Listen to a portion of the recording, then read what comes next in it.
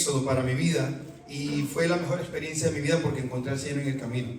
Y sí, se los digo sinceramente porque yo estoy en la iglesia desde cuando estaba de 4 años de edad. Mis padres se bautizaron en la iglesia, yo me bauticé a los 9, pero así como les digo, yo encontré al Señor en Ecuador.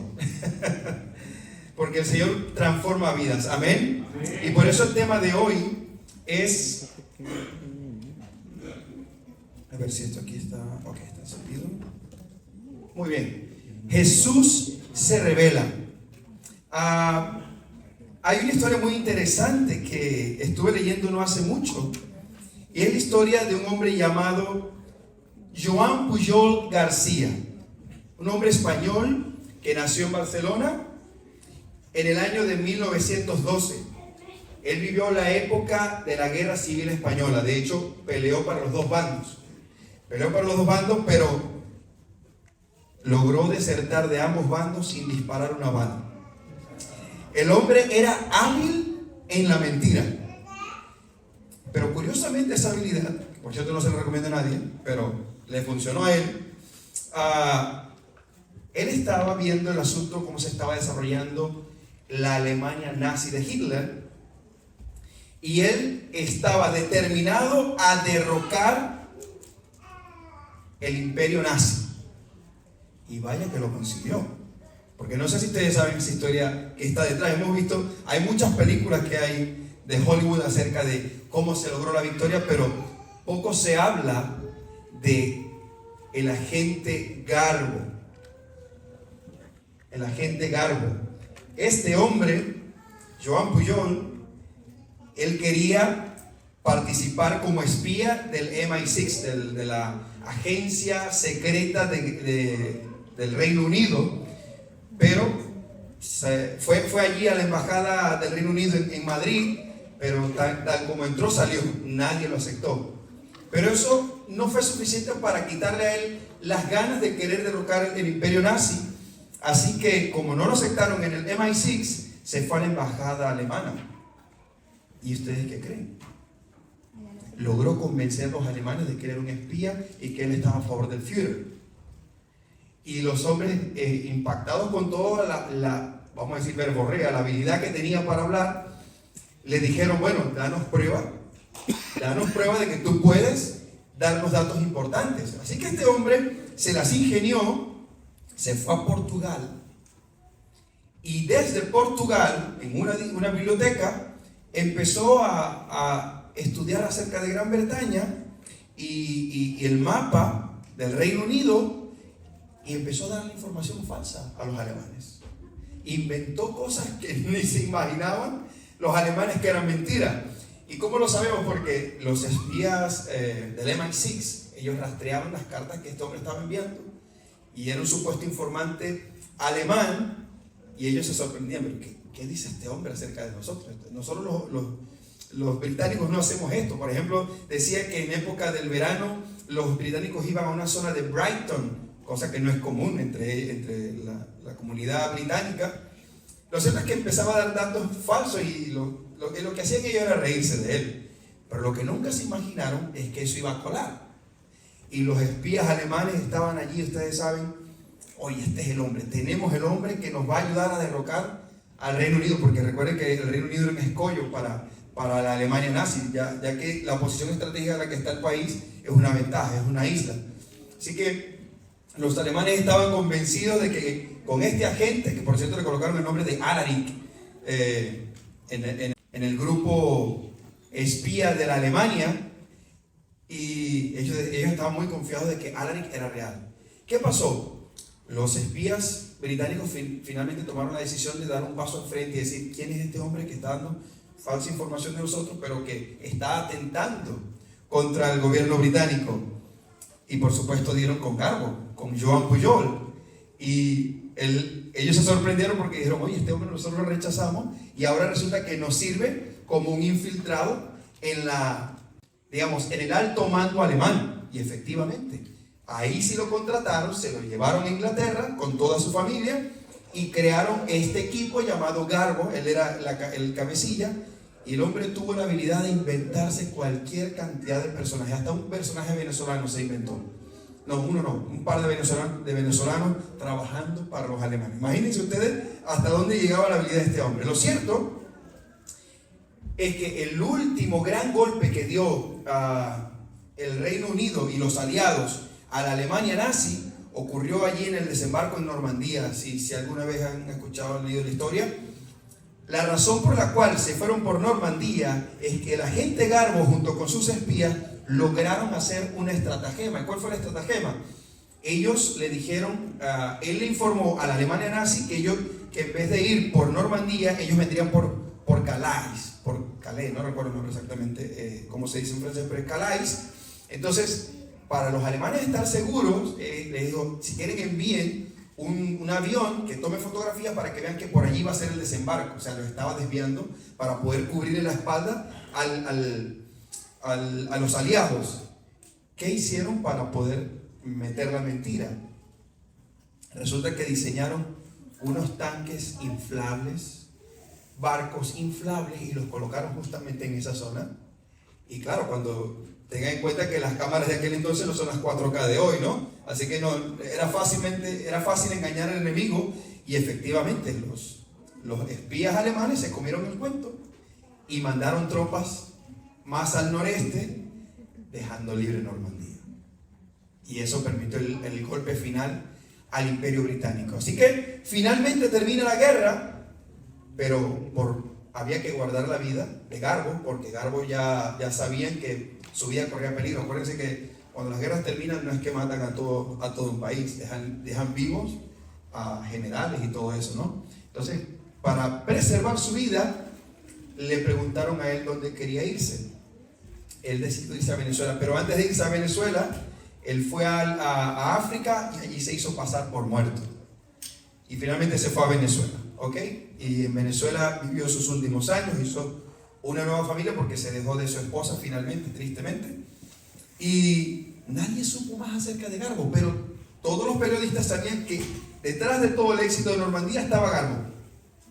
Y alguien finalmente dio con él en el año 78, logró ubicarlo, y finalmente Garbo fue reconocido por la Corona Real de Gran Bretaña y se le dio una condecoración por todo el servicio que prestó a los aliados y especialmente al Reino Unido.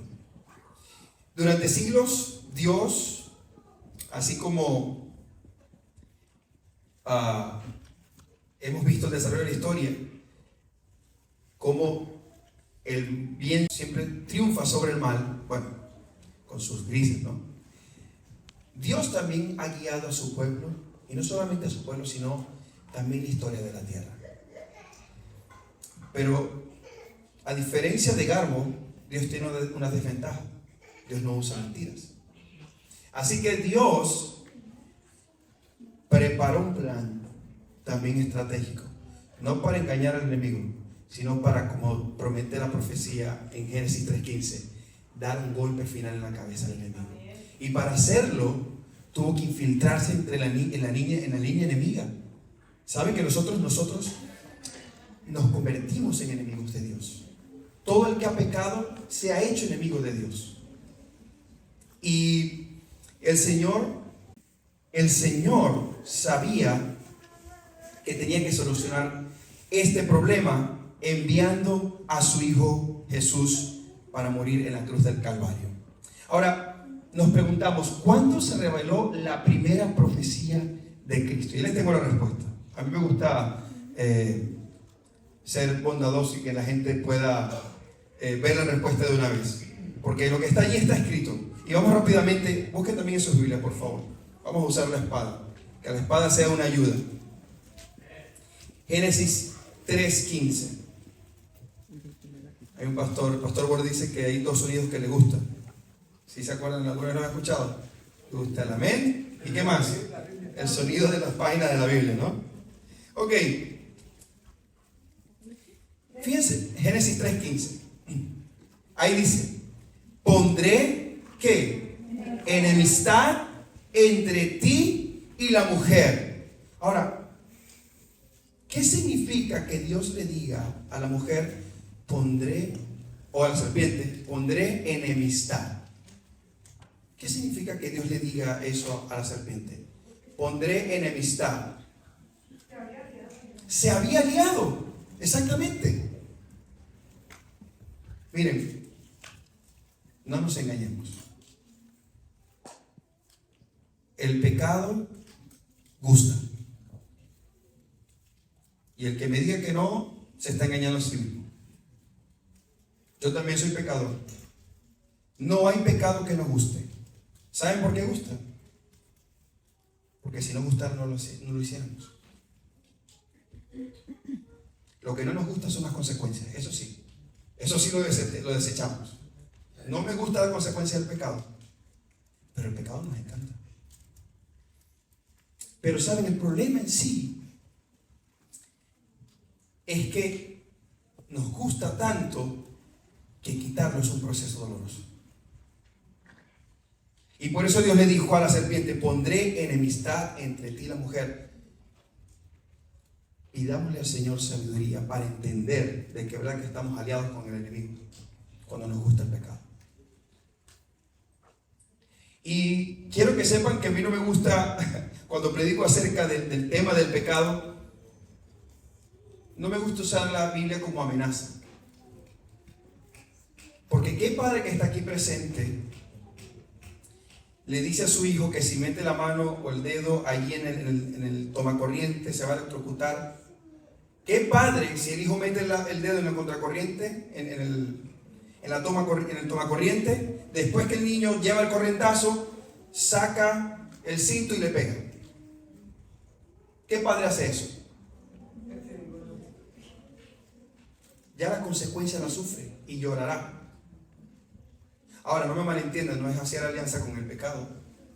Pero la consecuencia del pecado debería ser una razón suficiente para que entendamos el peligro que estamos corriendo. Pero el Señor sabe que eso no es suficiente para nosotros. Y como sabe que no es suficiente, tuvo que enviar a su Hijo Jesús. Y quiero que eso lo entendamos primero. Esto es un principio importante acerca del Apocalipsis. La revelación de Jesús. Querido amigo y amiga, Jesús es un Dios salvador. Jesús se preocupa por ti y por mí. Amén. Él no está diciéndote: yo vengo al fin, prepárate porque si no te pierdes. Que muchos cometemos el error de decir eso a la gente. Esa no es la manera de actuar de Jesús. Las advertencias de Jesús se deben a que la consecuencia de nuestro pecado nos va a dejar sin preparación para el final. Y Él quiere que estemos listos. Porque el pecado es una cuestión de decisión. No se deje engañar por nadie que le diga: pequé sin saber. Todos lo hacemos porque lo sabemos. Al menos los adultos podemos decirlo. Hay una cierta edad de responsabilidad donde el niño empieza a tomar responsabilidad. ¿Cuántos niños hay aquí? Levanten la mano. A ver, levanten la mano los niños. Ok, ahora bajen la mano los niños otra vez. Voy a hacer otra pregunta, pero para los niños. ¿Cuántos de ustedes saben que algo está mal hecho? Levanten la mano. ¿Quién sabe cuándo algo se ha hecho mal? Que ha cometido un error. ¿Se dan cuenta? ¿Ustedes se han dado cuenta que cometen un error? Sí, y a veces lo hacen sabiendo que está mal, ¿no? ¿Lo han hecho? No se sienta mal, no estoy aquí para señalarlo, pero quiero demostrar de que es una decisión. Es una decisión.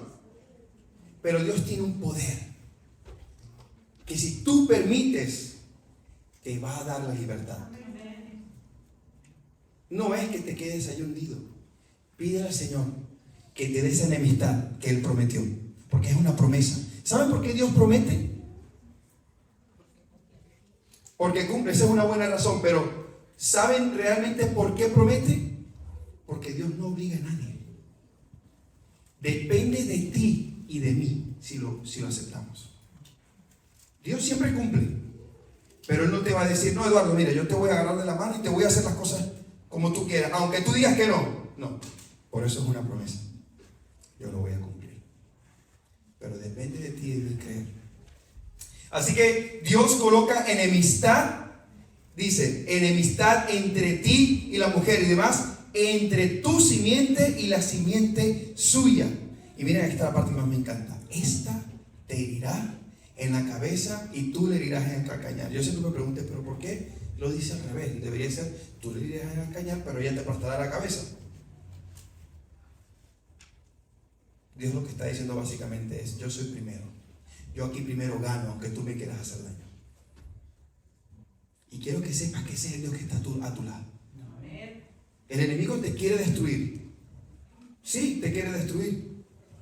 Porque allí donde tú estás, escondido, que quieres hacer aquello que te encanta, el enemigo sabe que eso te trae la destrucción.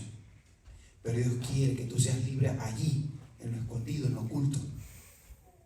Porque sabe que eso es lo que te dará victoria, paz y seguridad a tu alma. Así que lo hermoso de la Biblia es que Jesús se revela apenas comienza el problema del pecado. Dios da la promesa de que una simiente de la mujer que herirá la cabeza de la serpiente. Amén. Amén. El Señor, hermanos,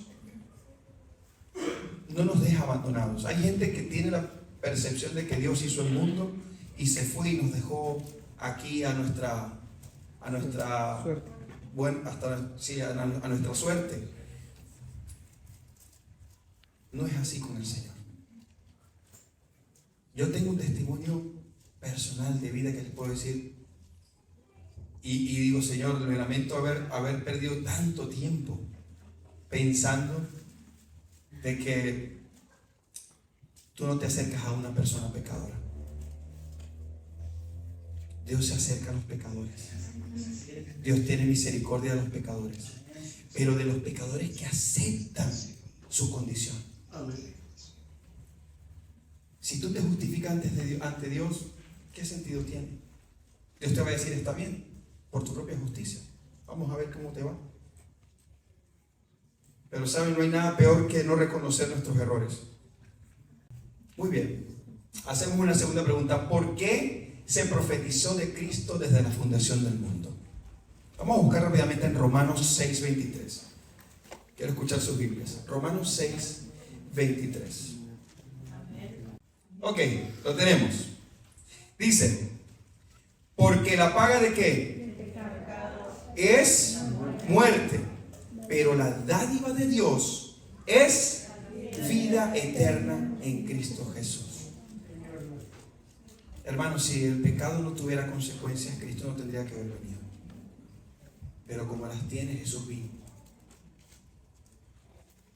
Y saben, el enemigo se ha encargado que nosotros nos enfoquemos en el lado que dice: la paga del pecado es muerte, lo cual es una verdad.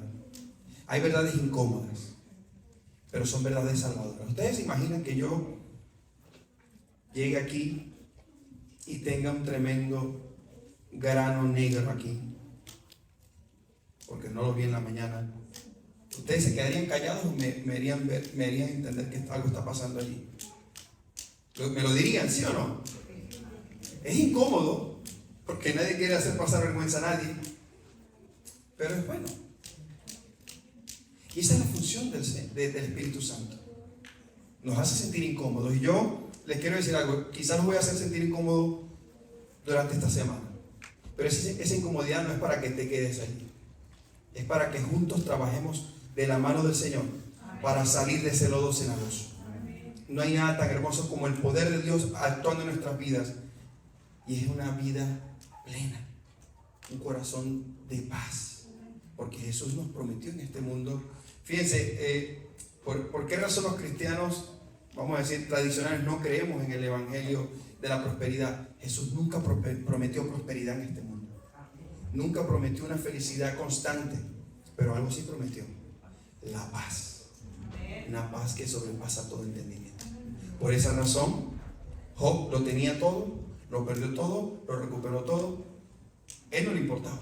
¿Cuál era su preocupación? Jehová, Dios. Juan el Bautista. ¿Ustedes han pensado en la vida de Juan el Bautista? Para mí, en el pasado, yo decía: ¿qué cosa tan injusta?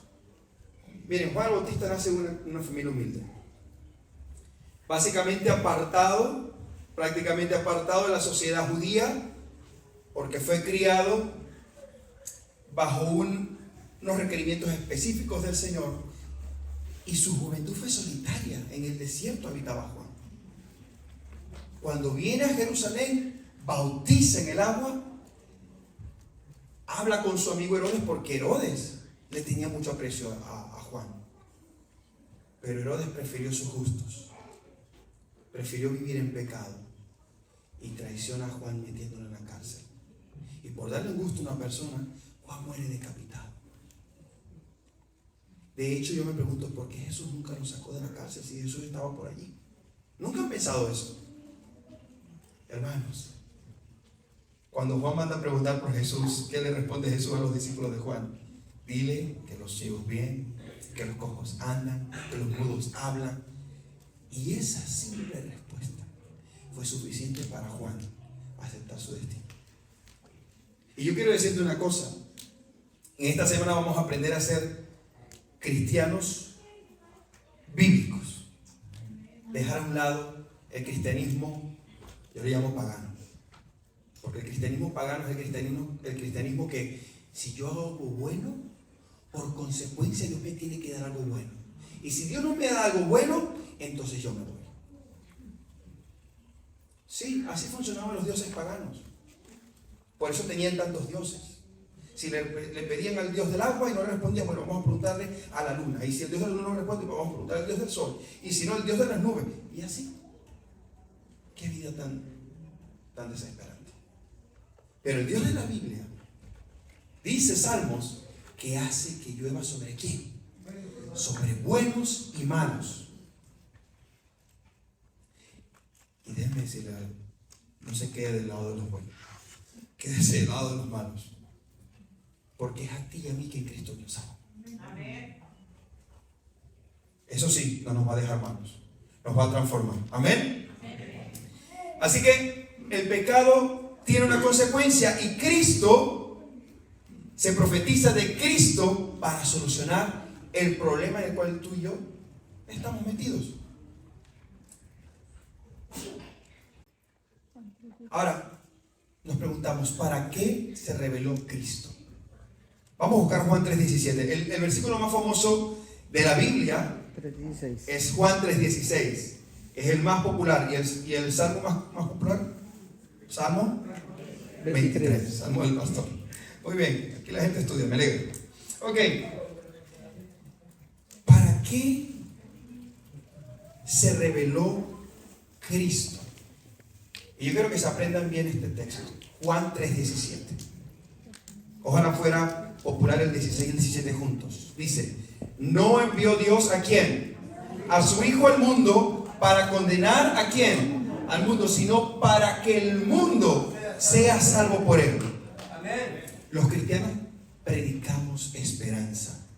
No comulgamos con el pecado, pero predicamos esperanza. Nosotros deberíamos reflejar el carácter de Cristo, mis queridos hermanos.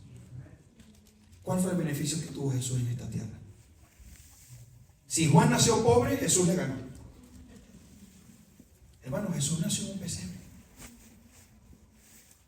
Ni siquiera en una cunita. Ahora, ese hecho de que haya nacido en un pesebre es fascinante.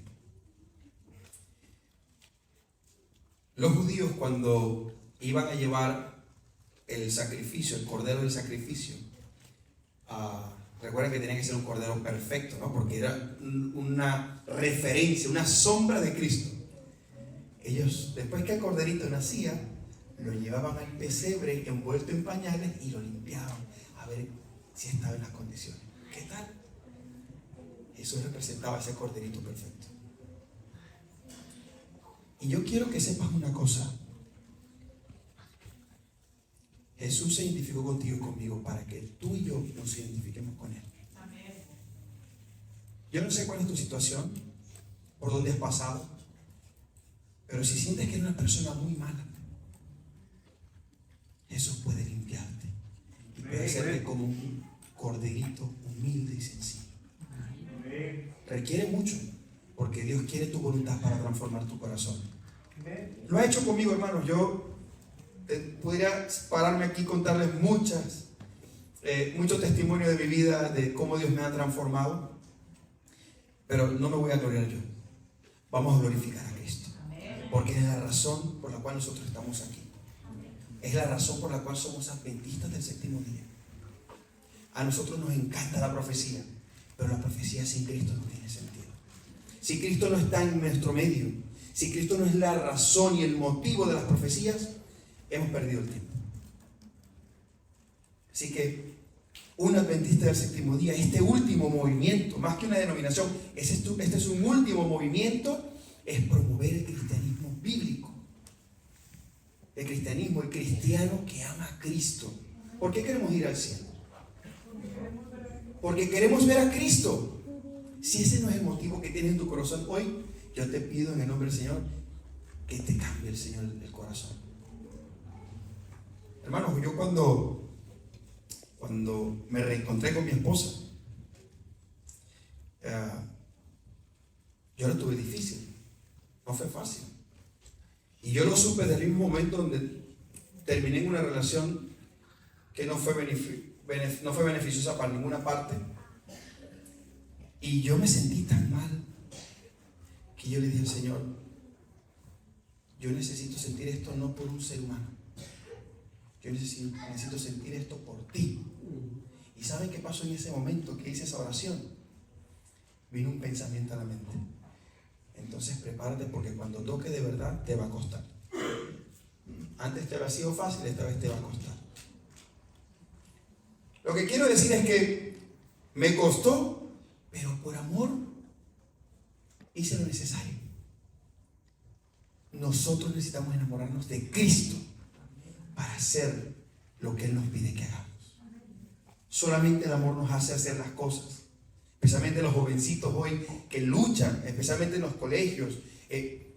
Si ellos ven el reflejo de Cristo en su casa, ellos van a reflejar eso en el colegio. Porque los niños también necesitan enamorarse de Cristo. No es solamente un conocimiento, que es hermoso el conocimiento que tenemos acerca de profecía. Pero si Cristo no es la razón de esa profecía viene a ser como un instrumento que rechina y fastidia al oído. Así que Cristo tiene que ser esa razón. Cristo se revela. Fíjense, la revelación de Cristo es tan profunda que cuando Juan lo vio, ¿se acuerdan que Juan estuvo acostado en el pecho de Cristo en la última cena, no? Pero cuando Juan lo vio en Apocalipsis, ¿qué pasó? Lo mismo que le pasó a Daniel. No puedo hacer el ejemplo porque si no sería un desastre. Aquí me tienen que levantar todos ustedes. Pero dice que cayó como muerto sobre su rostro por lo que vio. Es decir, la gloria de Cristo lo impactó profundamente, que cayó como muerto. ¿Saben qué significa eso? Que cuando vemos a Cristo como Él es, entendemos que no somos nada. Esa debería ser nuestra actitud. Y nos ayudaría, si entendiéramos eso, nos ayudaría a sanar multitud de relaciones. A lo mejor yo estoy hablando aquí a un corazón herido. Tengo un estudio bíblico que estoy llevando a cabo, y esta persona me decía, yo el problema que tengo es que no me deja avanzar, es que tengo un rencor en mi corazón. Tengo un rencor en mi corazón, y la persona a quien le guardo rencor ya no está entre los vivos. Hermanos, el perdón requiere un trabajo fuerte de parte de Dios con nosotros. ¿Saben por qué? Porque el Espíritu Santo tiene que trabajar transformando nuestro corazón primero. Nosotros no entendemos muchas veces que la razón por la que Cristo murió fue por causa de tu pecado y el mío. El cristianismo hoy se vive tipo, Jesús me amó tanto que murió por mí, y hasta ahí llega. No pensamos cómo se siente Cristo de verdad. No pensamos cómo se siente el ser más perfecto, más puro del universo, cómo lo tratamos nosotros. ¿Cuántas veces lo traicionamos? Siempre pensamos en yo no quiero consecuencias de lo que me pasó, porque muchas veces buscamos el perdón con ese corazón. No, es que si Dios me perdona, y pensamos que Dios nos perdona cuando no nos pasan las consecuencias del pecado. Qué equivocados estamos. La consecuencia no la sufrimos porque ya la sufrió alguien, y ese es Cristo. Y deberíamos considerar eso en nuestros corazones. Así que Cristo se reveló, vino al mundo no para condenarlo, sino para que el mundo sea salvo por Él. Tú debes ser una antorcha para aquellos que te rodean, que a través de ti ellos puedan encontrar a Cristo y que ellos sean salvos también. Una cosa que he aprendido es que no es aceptar a Cristo solamente por tener bendiciones en la vida, que no está mal querer tener bendiciones por aceptar a Cristo. No hay ningún pecado en ello. El pecado está en querer guardarte las bendiciones para ti y no ser bendición para otro. Jesús no vino a entregar su vida. Jesús no vino a entregar su vida en vano. ¿Se acuerdan que la parábola de los talentos? Les dejó a uno 5, a otro le dejó 2 y a otro le dejó 1. ¿A quién consideró el hombre malo? ¿A quién consideró el dueño de los talentos hombre malo? Al que se guardó el talento. Muchas veces se hablan de los talentos en el estricto sentido de las habilidades que tenemos y los bienes que tenemos. Eso no es solamente un talento. El talento también es el amor de Cristo. Y si Dios te dio perdón, si Dios te dio salvación, ¿cómo le vas a pagar mal al que te ha hecho daño? ¿Cierto? ¿Cuántos aquí hemos sido hipócritas? Hombre, veo bastantes santos aquí, amén. De verdad, ¿cuántos hemos sido hipócritas aquí? Levantemos la mano, no nos mintamos. Y esa hipocresía, ¿quién la paga? Cristo. ¿Saben por qué la paga Cristo? Porque cuando la gente me ve afuera y sabe que yo soy cristiano y actúo con hipocresía, la culpa se la lleva a Cristo. ¿Saben qué dijo Mahatma Gandhi? No recuerdo, creo que fue con Nelson Mandela que habló y le dijo: me gusta tu Cristo, pero no me gustan tus cristianos. ¿Ustedes se imaginan el impacto que tendría el mundo si reflejáramos a Cristo tal como es? Y necesitamos hacerlo. Estamos viviendo en los mismos portales del fin del mundo. Ya debería ser hora de pedirle a Cristo de corazón: necesitamos encontrarte, Señor. Necesitamos saber quién eres tú. Como dijo Juan, es necesario que yo mengüe y que Él crezca. Para eso se reveló Cristo en este mundo. ¿Qué reveló Cristo de sí a Juan? Vamos a Apocalipsis capítulo 1, versículo 8. Vamos a ver allí las características que Jesús da de sí mismo a Juan. Apocalipsis 1, 8 dice así: yo soy el alfa y la omega, principio y fin, dice el Señor, el que es, que era y que ha de venir, el Todopoderoso. ¿Tú has pensado que ese es el Dios al que tú sirves? En serio lo pregunto. ¿Somos conscientes del Dios que servimos? Hablo por mí. Creo que todavía no lo sabemos. Y les voy a decir una cosa. ¿Cuántos quisieran ver o haber estado allí cuando Dios abrió el Mar Rojo? ¿Cuántos nos gustaría haber estado allí? ¿Cuántos nos gustaría haber estado allí cuando Jesús estaba caminando sobre el agua? Amén. ¿Cuánto nos gustaría haber estado allí cuando del Sinaí se humeaba y se veía el cielo relampagueante? ¿Cuánto nos gustaría estar allí? ¿Saben? Hay una de las visiones más espectaculares que tuvo Moisés, que he leído en el libro de Éxodo, es cuando andaba con los ancianos, subieron al monte y dice que el piso era como de berilo, como el sol de la tarde.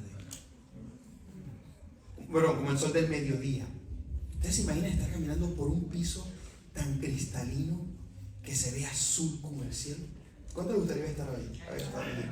Amén. Ahora les voy a decir una cosa interesante. Eso para Dios es fácil. Para Dios. Miren, ¿cuántos son ingenieros de sistema o de computación aquí, informáticos? ¿A cuánto les gusta la informática? Aquí, muy bien. Si un programador, esos dispositivos negros que ustedes tienen en sus manos, que le dan clic, el 90% del tiempo a todos nos pasa. Hablo por mi cuenta, no piensen que estoy señalando a nadie aquí.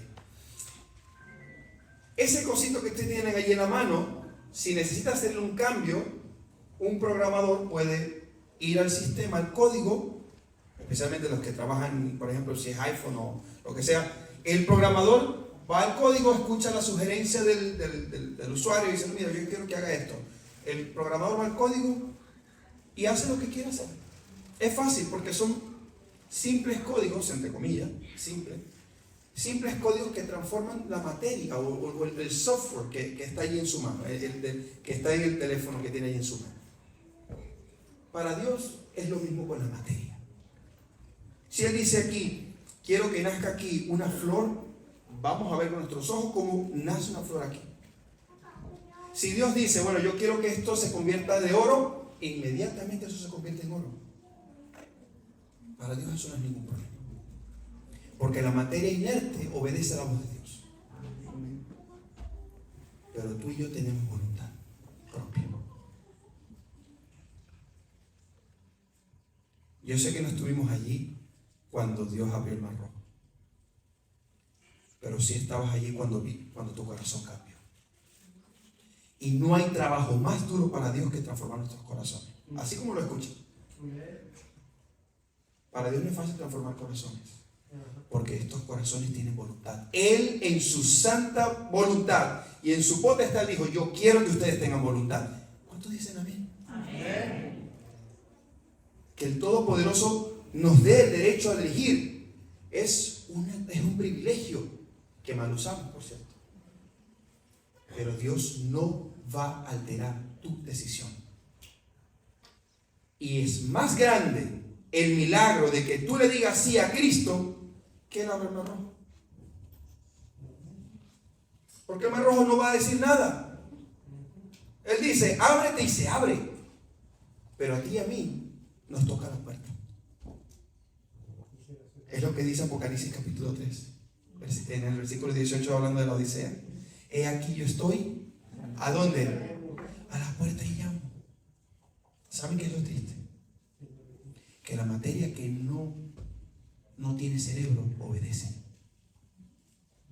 La materia que no razona ni tiene idea por qué lo hace, obedece. Pero nosotros que hemos visto con nuestros ojos las maravillas que Dios ha hecho, somos renuentes. Ahora, no lo vean como una amenaza. Más bien veámoslo más bien como una situación bastante triste. Para nosotros y para Dios. A veces pensamos nosotros que somos, ay, es que Dios no me entiende. Si supiéramos que Dios nos entiende más a nosotros de lo que nosotros nos entendemos a nosotros mismos. Por eso les preguntaba, ¿tenemos idea del Dios que servimos? Y es el mismo, el Dios de Abraham, de Isaac, de Jacob, de Moisés. Es el mismo Dios, no ha cambiado. Y está allí a tu disposición para ayudarte y para que permitas que Él haga una transformación en tu vida. Este mensaje no es solamente para nuestras visitas, para nosotros que estamos en la iglesia, para nosotros que conocemos a Jesús o decimos que conocemos a Jesús. No tenemos idea del Dios que conocemos, no tenemos idea del Dios que servimos, porque si la tuviéramos, cuando aquí se pidieran ofrendas, tendrían que pasar como Moisés decía, ¿no? Paren que ya es suficiente. Ahora, no se sientan señalados, pero esa es experiencia personal. Si supiéramos al Dios que sirviéramos, reflejaríamos a Cristo de tal manera que Dios dijera, es hora de enviar el Espíritu Santo. Esta gente no puede esperar. El Espíritu Santo no desciende, no es solamente porque estemos en pecado, que eso ya es bastante grave. El Espíritu Santo no desciende, es porque cuando lo pedimos, no tenemos fe. Y a veces, miren, voy a ser sincero, caso personal. Cuando los pastores me preguntaban, y amigos me preguntaban, ¿quieres que venga Cristo? Yo decía, sí, pero que se aguante un poquito. Porque estamos más empecinados en nuestros gustos, empecinados en lo que nos provoca hacer. Y muchas veces hasta la presión social nos puede más. Porque no tenemos idea del Dios que servimos. Y necesitamos descubrir a Cristo como es. Miren, el alfa y el omega. ¿Saben lo que eso significa? Principio. Gracias, hermano. Principio y fin. Porque alfa es la primera letra del alfabeto griego y omega es la última. Miren, antes de que Dios fuera, Él ya era. Eso no nos cabe en la cabeza. Porque somos seres finitos. Es como que le preguntara a un iPhone le preguntara a otro, ¿quién es Steve Jobs? Tú le preguntas así de quién es Steve Jobs y te va a decir algo, ¿no? Pero eso está preprogramado. Nosotros no podemos saber. No, es decir, podemos saber, no podemos entender quién es Dios. Pero no significa que no sea real. Él por sí existe. Él está en sí mismo. Él sabe que nosotros necesitamos a Él. No era nosotros. Pero no es bonito eso.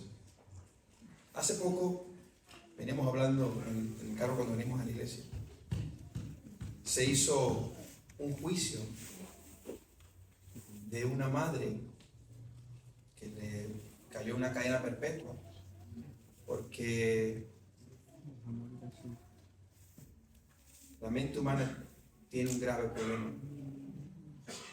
Yo diría, hay gente que dice qué mala que fue, pero yo les puedo decir algo. Nosotros podemos ser igual o peor. Esta madre se fue de vacaciones y dejó por 10 días a su hija en el corral. Y allí esa niña murió. Dios no solamente cuidó de nosotros, Dios se hizo uno de nosotros y murió por nosotros, siendo inocente. Y yo quiero que se lo graben en la mente, porque esto es historia que se repite. Pero el problema es eso, que es historia que se repite y entra por aquí y sale por aquí.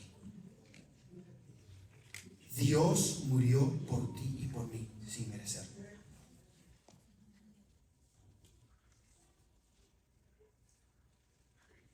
Dios tiene un corazón más puro que cualquier padre que esté aquí presente. Dios tiene un sincero amor desinteresado por todos nosotros que cualquier padre más ejemplar de esta tierra. Y realmente nos importa muy poco eso. Muy poco nos importa. Y es el momento de empezar a reflexionar lo que Cristo le reveló a Juan de sí mismo. Juan estuvo acostado allí y se recostó en su pecho, pero cuando lo vio realmente en toda su gloria cayó como muerto. Cuando nos acercamos a Cristo de verdad empezamos a ver nuestros defectos. Cuando Cristo realmente se acerca a nosotros y le aceptamos como es, dejamos de mirar a nuestro vecino, dejamos de criticar a nuestro hermano, dejamos de hablar a las espaldas de nuestro hermano o hermana. Reconocemos nuestro pecado y cambiamos. Porque empezamos a verlo como Él es. Y no hay nada mejor que estar a los pies de Cristo. Hay una historia de un rey que quiso probar a sus súbditos. Quería saber qué calidad de súbditos tenía.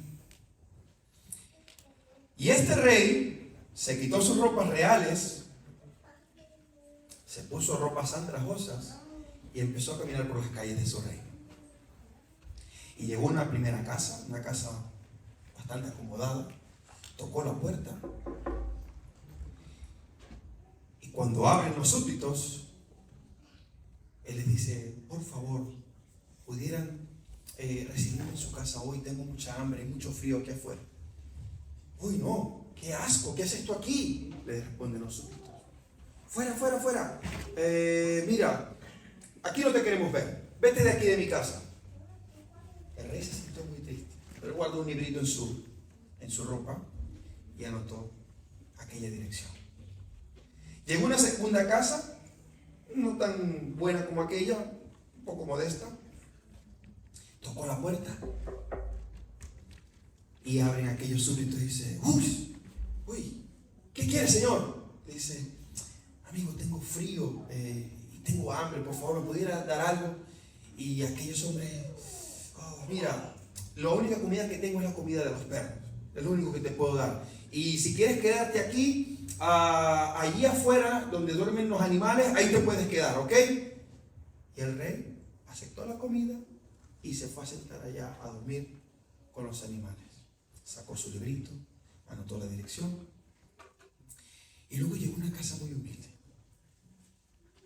Y cuando este hombre toca la puerta, abren los señores de la casa y dicen: hombre, ¿qué pasó? ¿Qué tiene? Dice: no, tengo hambre, no tengo dónde descansar. No, tranquilo, pasa a la casa. Lo hicieron pasar. Le dieron la mejor comida que tenían.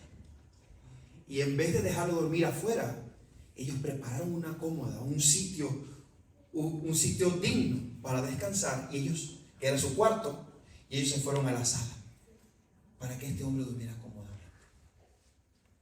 Así que este rey se sintió muy agradecido por el tratamiento de esta gente. Así que sacó sus libritos y anotó la dirección. Regresó a su palacio, se colocó sus ropas reales y empezó a pasar casa por casa. Tocó la primera casa. Cuando los súbditos lo ven: ¡oh, rey! Para siempre vive. Y se inclinaron delante de él. Rey, ¿en qué te podemos servir? Y el rey, mirando con cara entristecida, les dice: ¿saben? Hace un par de noches yo estuve por aquí. Andaba vestido como un andrajoso.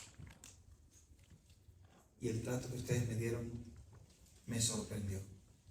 Rey, si nosotros hubiésemos sabido que eras tú, te hubiésemos dado el mejor servicio. Y él dice: ese es el problema, que esperaban que fuera yo para darme lo que merezco. Así que ustedes están desterrados de mi reino. No los quiero ver aquí nunca más. No, rey, lo siento, es una orden real. Fue a la segunda casa, tocó la puerta y aquellos hombres: ¡oh, rey! Para siempre vive. Y el rey, nuevamente con el rostro decepcionado, les dijo: hace un par de noches estuve por aquí. Les dije que tenía hambre y no tenía dónde dormir. Y por comida me dieron comida de animales. Rey, perdona, si hubiésemos sabido que eras tú, nosotros te habíamos dado lo mejor. Y me hicieron dormir afuera. Rey, perdona, nosotros no sabíamos, si hubiésemos sabido, te hubiésemos preparado la casa. Y ese es el problema. Si hubiesen sabido que era yo, me hubiesen tratado de esa manera. Pero como no supieron discernir, me trataron como si fuera un animal. Así que podrán vivir, pero no dentro del reino, sino a las afueras. Rey, perdón, lo siento, es una orden real. Y finalmente fue a la tercera casita humilde, tocó la puerta y aquellos súbditos: ¡oh, rey, para siempre vive! ¿Qué honor tenemos para recibirte en este lugar? Y él le dice: hace un par de noches yo estuve por aquí y vosotros me recibisteis con todo el cariño. Y quiero decirles que esa es la clase de ciudadano que yo quiero en mi reino. Hermanos, decimos amén, pero tratamos a Jesús como los otros dos. Si supiéramos quién es Jesús de verdad, al levantarnos, lo primero que tocaríamos sería su palabra. Cuando vamos a trabajar, haríamos el mejor trabajo porque estamos representando al Dios de los cielos. Cuando tuviéramos un problema interpersonal, estaríamos dispuestos a perdonar al que nos haya hecho daño, porque el Rey de los cielos nos perdonó la deuda impagable. Amén. Y ese es el gran problema. Jesús se reveló a nosotros y nosotros todavía no lo hemos visto.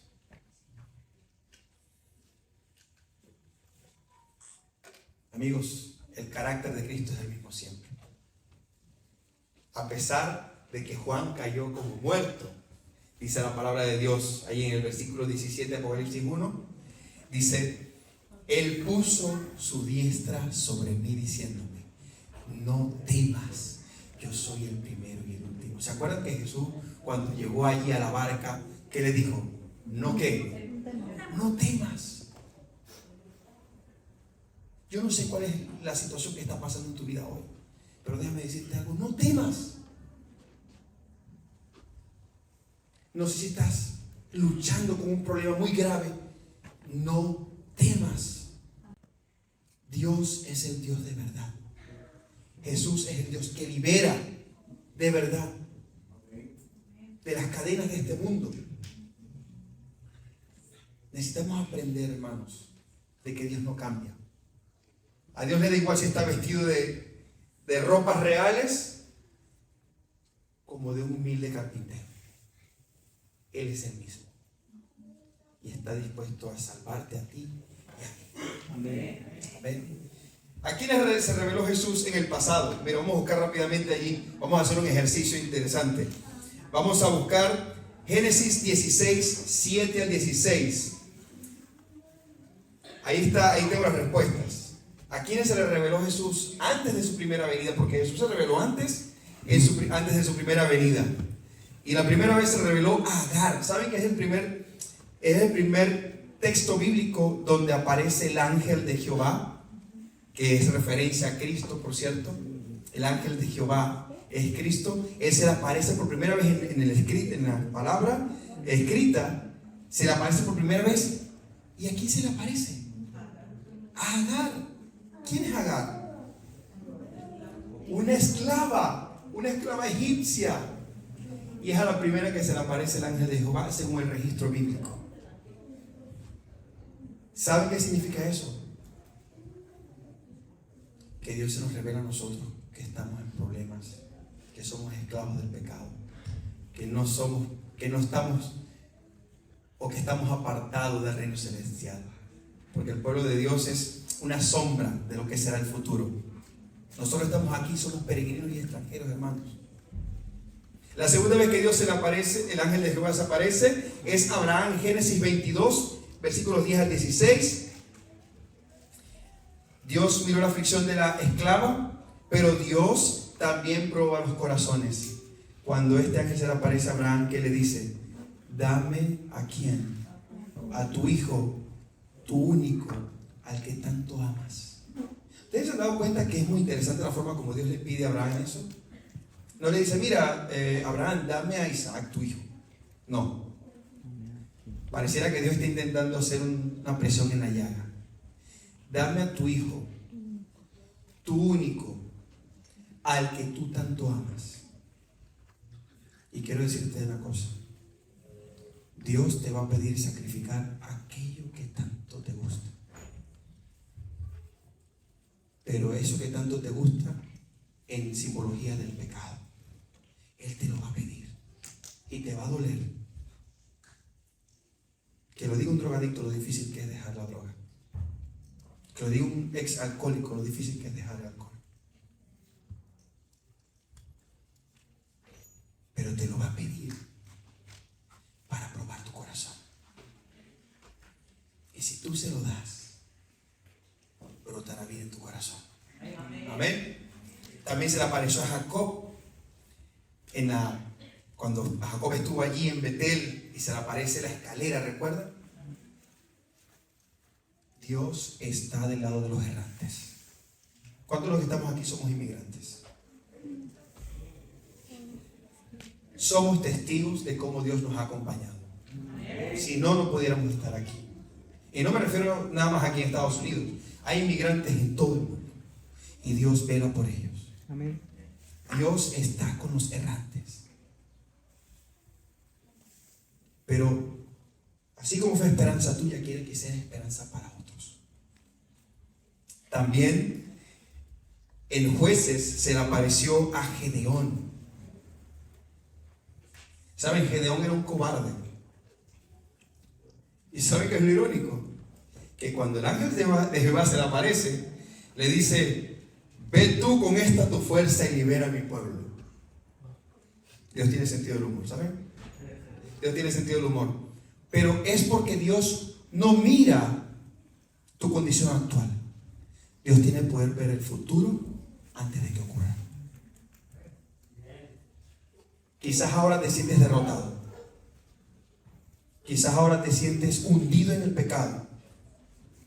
Pero Dios te dice, levántate y ve con esta tu fuerza.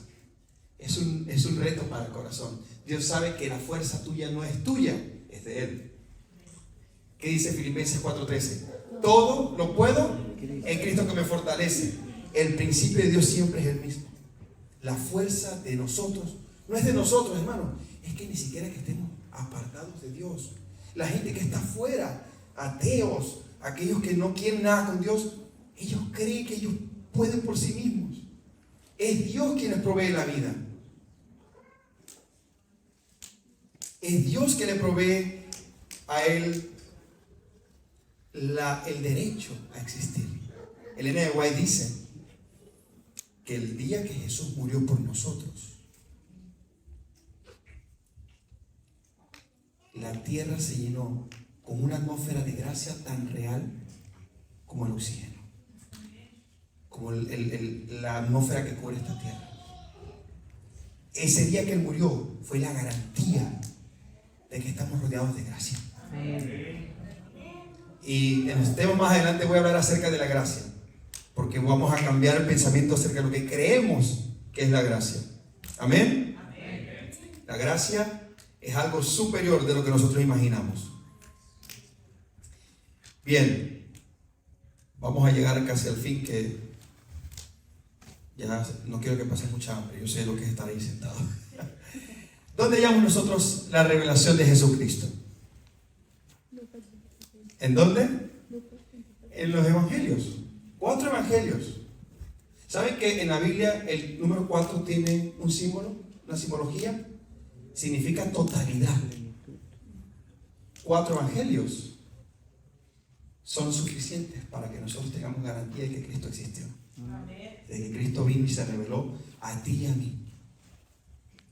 Hay gente que incluso duda. Hoy en día hay coaliciones de teólogos críticos y ellos, en vez de confiar en la palabra de Dios, quieren ir a registros extrabíblicos para confirmar la existencia de Cristo. No nos haría falta. Y aún así hay registros. ¿Amén? Allí hallamos en los evangelios la revelación de Jesucristo. No repito la historia porque la sabemos de memoria, pero lo que quiero es que empecemos a meditar realmente en esa revelación de Cristo. No es cualquier cosa.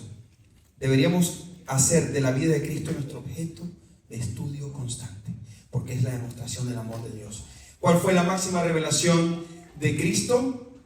El libro de Juan, capítulo 1, versículo 14 dice: aquel verbo fue hecho carne y habitó entre nosotros, y vimos que su gloria, como la de ¿qué? Unigénito del Padre, lleno de gracia y de verdad. Fíjense en una cosa interesante. ¿Cuándo fue la única vez que Juan vio la gloria de Cristo, hablando en términos materiales? Cuando lo vio físicamente. ¿En dónde? En la transfiguración, ¿recuerdan? Pero eso no es la gloria de Cristo en sí mismo. Eso es una manifestación física de la gloria. Pero allí lo dice, lleno de gracia y de verdad. ¿Saben lo hermoso que es andar con una persona que tiene gracia y que siempre es honesta? ¿Han tenido esa experiencia alguna vez? Somos humanos, todos cometemos errores y pecamos. Pero yo sé que alguno ha conocido a alguien que es muy honesto y tiene gracia al hablar, al relacionarse con las personas. Aquí en Estados Unidos, en Battle Creek, hubo un hombre, no recuerdo ahorita su nombre, le decían el hombre más honesto de Battle Creek. Y cada vez que le querían confirmar algo, iban a casa de él, porque sabían que le iba a decir la verdad. Jesús es igual. Pero no solamente es que Jesús es igual, es que Él promete que tú y yo podemos ser iguales a Él. Qué hermoso es andar siempre con la verdad, hermanos. Cuando andamos siempre con la verdad no hay intrigas. No hay peleas. Porque además de la verdad es la gracia. Imagínense ustedes que, volviendo al ejemplo del grano negro que tengo aquí en la frente, ¿no? Que ustedes me digan a mí que tengo eso allí y yo, en vez de aceptar lo que está pasando, me enojé con ustedes y los condene a todos. No tiene sentido. Pero eso pasa, hermanos. A veces alguien se nos acerca y nos dice lo que estamos haciendo mal, y en vez de nosotros agachar la cabeza, actuar con gracia, lo que hacemos es levantar el pecho, levantar la cabeza. ¿Y tú quién eres? ¿Y tú quién eres? Y para zafarnos, aquel es peor. Eso no tiene sentido. La gloria de Dios, la gloria de Cristo, se manifiesta en el carácter lleno de gracia y verdad. Y eso no es para quedárselo Él. Promete para ti y para mí. Para mí esas son las mejores noticias que he recibido. Hermano, yo viví con muchas mentiras en mi vida. Como les conté, yo estoy en la iglesia desde que tengo 4 años y conocí a Cristo cuando tenía los 27. Más o menos el tiempo. Hermanos, necesitamos conocer a Cristo. Cuando lo conozcamos, si esta iglesia bautizaba 1, bautizará 100. Y si bautizaba 100, bautizará 1000. Y si bautizaba 1000, Cristo viene, porque 1000 por multipliquen. Dios quiere reflejar su carácter en ti y en mí. Que el mundo, donde quiera que vayamos, que no se exalte nuestro nombre, porque eso es una cosa que es muy tentadora. Que donde yo vaya hoy, no es que Eduardo Sánchez es un excelente. A mí no me interesa. No es que no me interese, sino que le pido, Señor, dame humildad. Yo no quiero que la gente me conozca a mí, quiero que te conozcan a ti. Tú eres lleno de gracia y de verdad, Señor. Manifestemos eso a los demás, esa gracia de Cristo. Amén. Amén. Y finalmente, ¿crees tú que Cristo quiere revelarse a ti? Miren, hermanos, si supiéramos cuánto Dios anhela revelarse a nosotros. Y el enemigo sabe que el pecado nos hace dudar de Dios. Apocalipsis 3:20 dice: aquí yo estoy a la puerta y llamo. Si alguno oye mi voz y abre la puerta, entraré a él y cenaré con él y él conmigo. ¿Saben que esa promesa es justamente para la iglesia del fin? Para la Odisea. Jesús está a nuestra puerta, hermanos. Está tocando nuestro corazón. Es el momento de abrir. Cuando Dios entra a una casa, mire, hace poco me mudé con mi esposa allí a California. Nos contrataron para trabajar allí en Amazing Facts. Y empezamos como todo, ¿no? Empezar a buscar un sitio para mudarnos. Y llegamos a un sitio, conseguimos uno, gracias al Señor. No es feito, no es feo, pero tenía sus cositas que había que arreglar. Y mi esposa, digo que yo soy un hombre afortunado. Mi esposa es una persona, yo digo que es un ángel. Ella, donde llega, está tratando que todo esté en perfecto estado. ¿Y saben por qué se lo agradezco mucho? Porque yo, cuando llego a mi casa, a mí me encanta llegar a mi casa. Todo está en perfecto orden. Pero requirió tiempo. Tuvo que hacer sus arreglitos, limpiar, acomodar, para que te sientas cómodo al entrar. Jesús, cuando entra a tu corazón, va a limpiar. Él no te va a dejar sucio.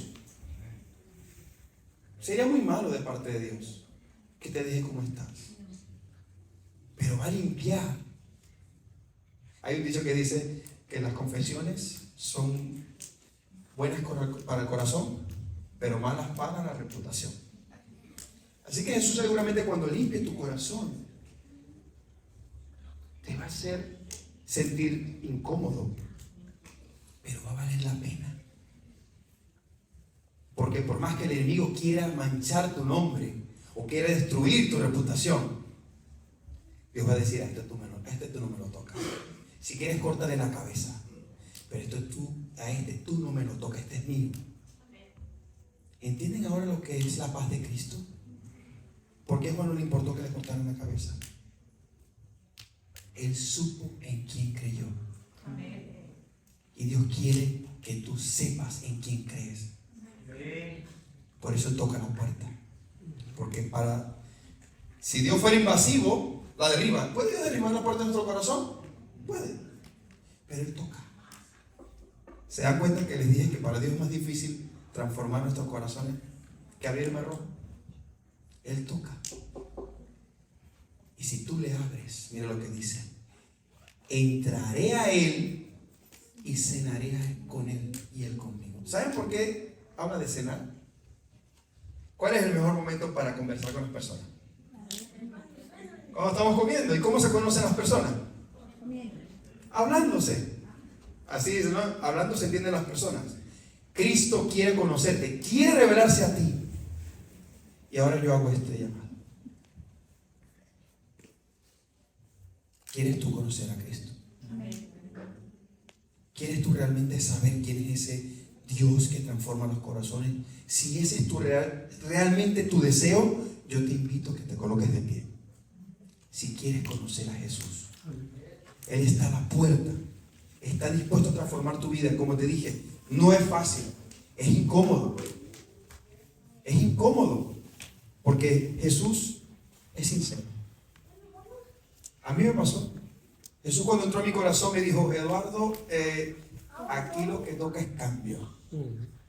Aquí vamos a tener que hacer unos trabajitos y no cualquiera.